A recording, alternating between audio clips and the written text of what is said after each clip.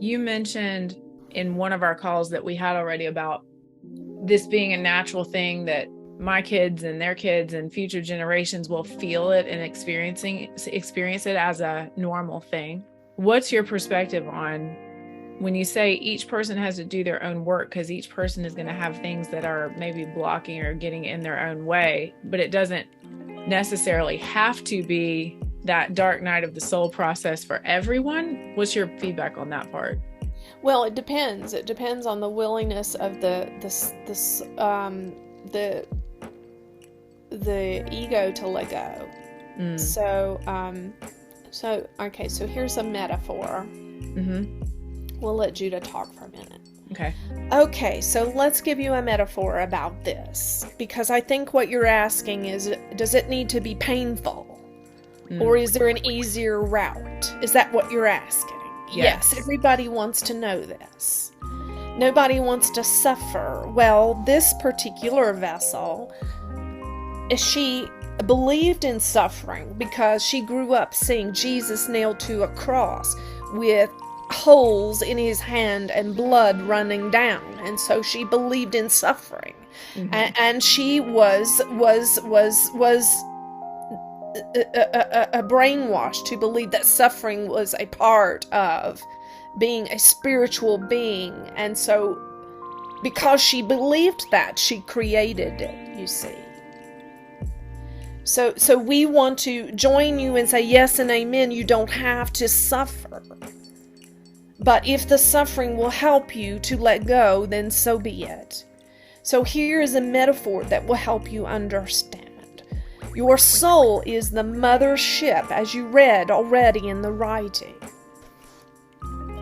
What we desire is that your soul being the eternal part of you, the part of you that's bigger than Jen, the part of you that was someone else in a life before and will be someone else in the future, but it's the part of you that's consistent through all of those incarnations. It is beautiful. It is full of God, goodness and wisdom. You are an old soul, you see. And so let's use a metaphor of basketball. Okay, so your soul is meant to be the coach, you see. And all the various parts of you are the players on the court, or perhaps on the bench. The part of you that is a brilliant businesswoman, the part of you that is a mother, the part of you that is a student or teacher or whatever all of your parts may be. These are beautiful parts. Sometimes we don't like to use the word ego because there is a negative connotation around that. But we don't mean it that way at all. There's no judgment, you see. Ego, personality, individuality. They're the parts of you. And science is proving that all of us are, in the truest sense of the word, schizophrenic. Okay, in other words, people who were diagnosed as schizophrenic were thought to be ill. But science is finding that all of us have multiple parts. There's a part of you that's a little girl. There's a part of you that is a teenager that's still hiding in there. You see, a very valid and beautiful part. So, various parts, players to put on the court, and you must decide who's going to run with the ball at any given moment and who's going to shoot the hoops, you see. Who's going to score, who's going to play offense and defense. And so we get indoctrinated and trained through trauma and life experience that certain players will serve us better than others. For instance, this vessel had one player that's called the controlling bitch, and the controlling bitch could get things done, you see, when everything was going to shit.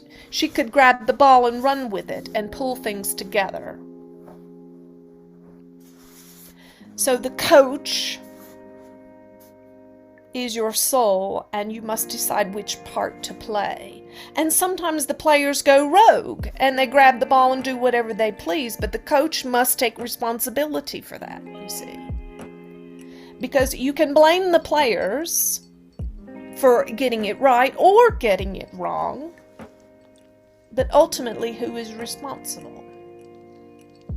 The soul, the coach. Does that make sense? Yes. And so, with this vessel, one after another, these various players, the teacher, the singer, the star, the good Christian mother, the good wife, we had to break the obstinance and narcissism of this vessel, and it was painful because she didn't want to let it go. If she could have let it go very easily, if she could have let it go, it would have been so simple and effortless. And in truth, anyone in a moment can attain to enlightenment. In a moment, a split second, if they can let certain things go. And so in this process, since her father has died, we were at work covertly, now overtly, but dealing with these players. The matriarch, the teacher, the professional woman, all of these would take the ball and shoot a hoop and make some points, but they weren't representing the soul of this woman and who she really is. Now, Judah, this soul, this coach, this soul of this woman is a part of Judah, the collective, and this soul now is at the helm. So now all the parts are going to serve the soul and follow after the soul's directions, you see. And because of that, now we have a winning team. A winning mother, a winning singer, a winning whatever, wife, and so on and so on and so on. They are only personalities, parts, serving Judah. And Judah is becoming more and more firmly grounded and rooted in her being, and Angie and all the various parts of her are falling in line behind Judah, you see, and Judah is at the helm now. And so on the moment of her death, she will be, the moment before her death and the moment after will not be that different. Both of those moments will be aligned with Judah, her God self, her higher self. Hope that it helped a little. It does. What does it feel like right at that moment where you know Judah has put a period on the end of the sentence and you feel yourself coming back? So when Judah's speaking, which like even now in this moment, I feel like Judah's still speaking. The two are integrating more and more right now, and we'll see kind of how that all fleshes out because it's still all so new, just since February. But whenever Judah's speaking, it just feels like for me that I'm hearing a truth, and I have utter confidence in the truth that I'm hearing, and my intuition has a feeling of complete peace and ease and trust and rest and safety. And it does feel like that Judah's my best self. Yeah.